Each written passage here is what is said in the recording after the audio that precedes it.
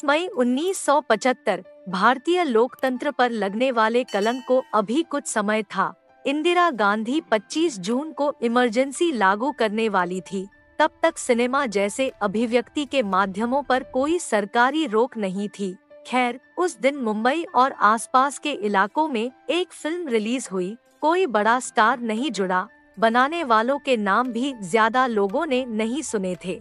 हाँ, कवि प्रदीप ने फिल्म के लिए गीत जरूर लिखे थे। वही कवि प्रदीप जिन्होंने सिगरेट के डिब्बे से कागज फाड़कर उस पर "ए मेरे वतन के लोगों" की पहली पंक्तियां लिखी थी। उस साल की सबसे बड़ी फिल्में थी शोले और दीवार। अमिताभ बच्चन और सलीम जावेद की छाप छोड़ने वाली फिल्में। किसी ने सपने में भी नहीं सोचा था कि 30 मई को आई ये छोटी सी फिल्म इन दिग्गजों को टक्कर देने वाली है। फिल्म के शुरुआती रुझानों को देखकर ऐसा कहना भी मुमकिन नहीं था। कहा जाता है कि मुंबई के एक सिनेमा हॉल में पहले शो से फिल्म ने सिर्फ 56 रुपए कमाए, दूसरे शो से 64 और तीसरे से 100 रुपए। ट्रेड एक्सपर्ट्स जय संतोषी मान नाम की इस फिल्म को बंडल बोल चुके थे। आई और गई मान गए थे। उनके हिसाब से माइथोलॉजी फिल्मों का ट्रेंड एक दशक पहले ही खत्म हो चुका था। ऐसे में कौन उस देवी पर बनी फिल्म देखने आएगा जिसके बारे में ज्यादातर लोगों ने सुना तक नहीं था। फिल्म जिन चुनिंदा सिनेमाघरों में लगी थी वहां लड़खड़ा ही रही थी। 10 दिन बीते, अचानक ही दिशा बदल गई।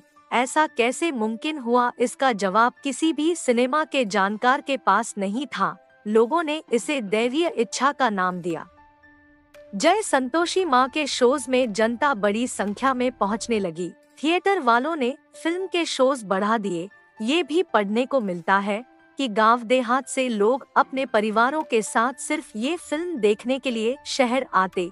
फिल्म में संतोषी माता का किरदार निभाने वाली अनीता गुहा ने एक इंटरव्यू में इससे जुड़ा अनुभव साझा किया था। उनके मुताबिक मुंबई के बांद्रा में माइथोलॉजी फिल्मों का मार्केट नहीं था, वहाँ ये फिल्में नहीं चलती थी। लेकिन जय संतोषी माँ उसी इलाके के सिनेमाघर में 50 हफ्तों तक चली। देश भर में जय संतोषी माँ के शो से सिनेमाघर रोशन थे। ये माना जाता है कि इस फिल्म को सुपरहिट करवाने में महिलाओं का बहुत बड़ा हाथ था। फिल्म की प्रमुख ऑडियंस में औरतें ही थी, इसलिए उनके लिए कई सिनेमाघरों ने युक्ति निकाली। जनाना शोज रखे गए। ये शोज शनिवार को होते क्योंकि उस दिन बच्चों का स्कूल सिर्फ आधे दिन का होता था, तो बच्चों के स्कूल से आने के बाद घर की औरतें फिल्म देखने आ जाती। जनाना शोज सिर्फ औरतों और बच्चों के लिए ही होते थे। जैसे ही सिनेमाघर के किवाड़ बंद होते वो किसी मंदिर में तब्दील हो जाता। कहा जाता है कि मैं तो आरती उतारू रे संतोषी माता की भजन आने पर औरतें आरती की थाल तैयार रखती। उषा मंगेशकर ने इस गाने को गाया था और सी अर्जुन ने संगीत दिया था। आगे चलकर इसी गाने को मंदिरों में संतोषी माता की आरती के रूप में भी इस्तेमाल किया जाने लगा। पर्दे की तरफ फूल उछालती, सिक्के फेंकती, गरबा करती।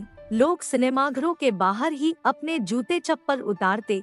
फिल्म खत्म होने के बाद जब सफाई कर्मचारी आते तो देखते कि उनके पाँव के नीचे की जमीन खन खन बज रही है।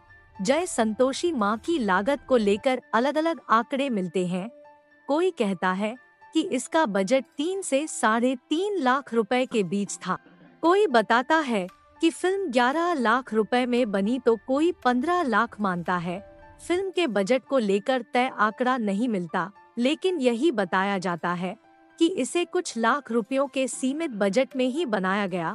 हालांकि फिल्म ने पैसों के अंबार लगा दिए। ट्रेड रिपोर्ट्स के मुताबिक जय संतोषी माता ने 5 से 10 करोड़ रुपए के बीच की कमाई की थी। ये साल 1975 की सबसे ज्यादा कमाई करने वाली दूसरी हिंदी फिल्म बनी।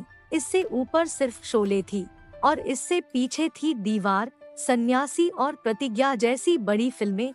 जय संतोषी माँ ने जो कारनामा कर दिखाया, उसके बाद बनाने वालों को उम्मीद थी कि अच्छे दिन आ गए, मगर ऐसा हुआ नहीं।